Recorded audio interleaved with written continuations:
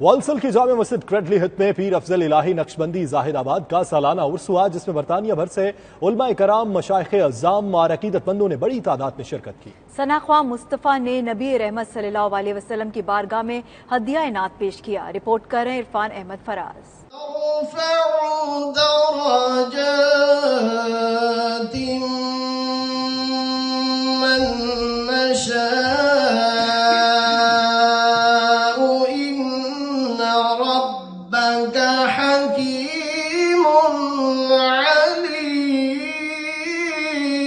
پیر فضل الہی نقشبندی زاہد آباد کے سالانہ عرس کی تقریب والسل کی جامع مسجد کریڈلی ہت میں ہوئی، جس کا آغاز تلاوت کلام پاک سے ہوا، جس کی سعادت قاری محمد احسان الحق نے حاصل کی۔ نعت خواہ حضرات نے پرکیف انداز میں نبی رحمت صلی اللہ علیہ وسلم کی بارگاہ میں ہدیہ عقیدت پیش کیا، جس پر حاضرین محفل جھوم اٹھے۔ قبر میں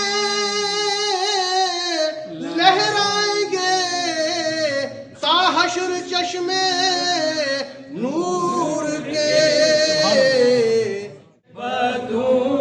پر بھی برسا دے برسانے والے، میرا دل بھی چمکا دے چمکانے والے۔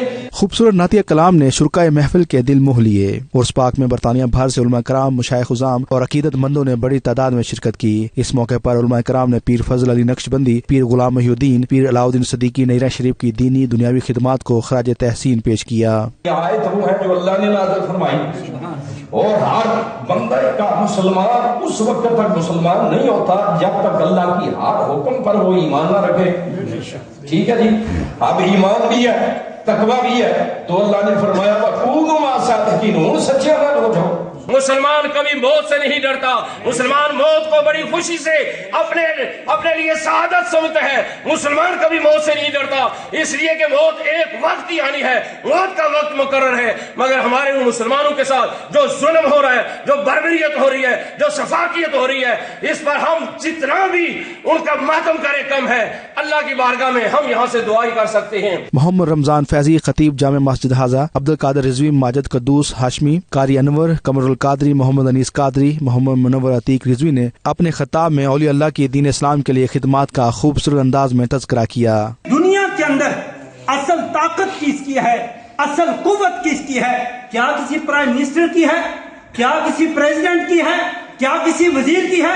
نہیں، کائنات کے اندر اللہ تبارک و تعالیٰ نے جتنا اختیار اور جتنی حکومتیں اپنے ان نیک بندوں کو عطا فرمائی ہیں، کائنات کے اندر کسی کو بھی نہیں عطا فرمائی۔ لا ریب تیری روح کو تسکین ملے گی تو قرب کے لمحات میں قرآن پڑھا کر، اور آ جائے گا اقبال تجھے جینے کا کرینہ، آ جائے گا اقبال تجھے جینے کا کرینہ، تو سرور کونین کے فرمان پڑھا کر۔ بابرکت محفل کی نقابت کے فرائض پیر عبداللہ عتیق کے صاحبزادوں سید احمد نورانی اور نعیم ربانی نے سر انجام دیے۔ محفل کے بعد 92 نیوز سے گفتگو کرتے ہوئے شرکا نے کچھ یوں اظہار خیال کیا۔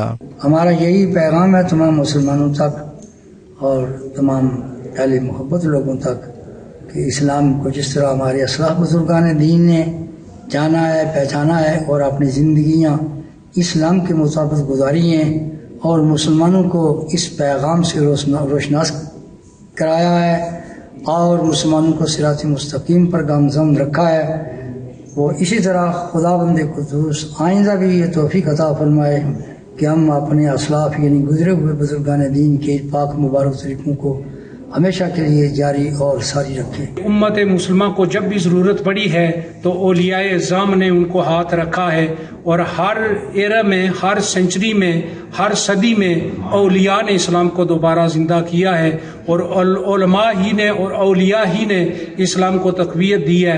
Message of peace, love and harmony, and if you want success, come and sit at the feet of the ulama, of the mashayikh, especially the Piran Azam, who alhamdulillah have bestowed great knowledge and great wisdom and the tasawwuf of the deen, alhamdulillah, and they have shown the way to Allah subhanahu wa ta'ala through the door of Sayyidina Rasulullah sallallahu alaihi wa sallam۔ روح پرور محفل کے آخر میں پیر عبداللہ عتیق نے دعا فرمائی۔ اس موقع پر لنگر بھی تقسیم کیا گیا۔ عرفان احمد فراز، 92 نیوز، والسل۔